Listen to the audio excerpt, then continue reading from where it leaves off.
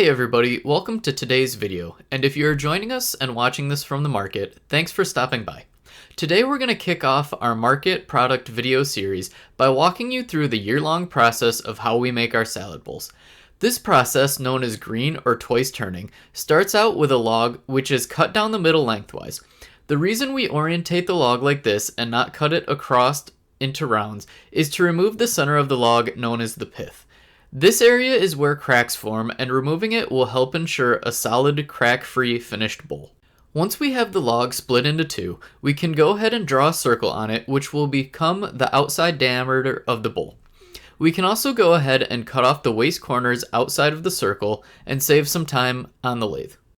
Once the log half is on the lathe, we can go ahead and do the first of the two turnings, known as rough turning. During this stage, the outside is shaped and the inside is cored out. However, the walls and bottom of the bowl are left an inch thick to allow for warpage as the bowl dries.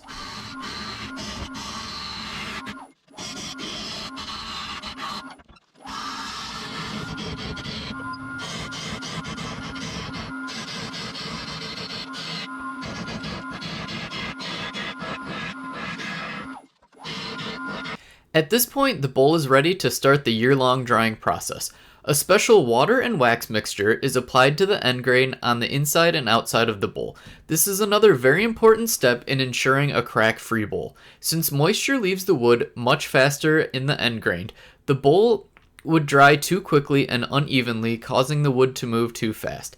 The wax slows and evens out the drying of the wood to around a rate of 1 inch per year, preventing any defects. Once the wax is applied, the bowl goes into a bag with some of the wood shavings. After 8 to 12 months of drying time, the roughed out bowl comes out of its bag dry but warped. It is then remounted onto the lathe for the second or finished turning. The bowl gets turned to its finished wall thickness and then is sanded inside and out before being flipped over and having the bottom finished as well.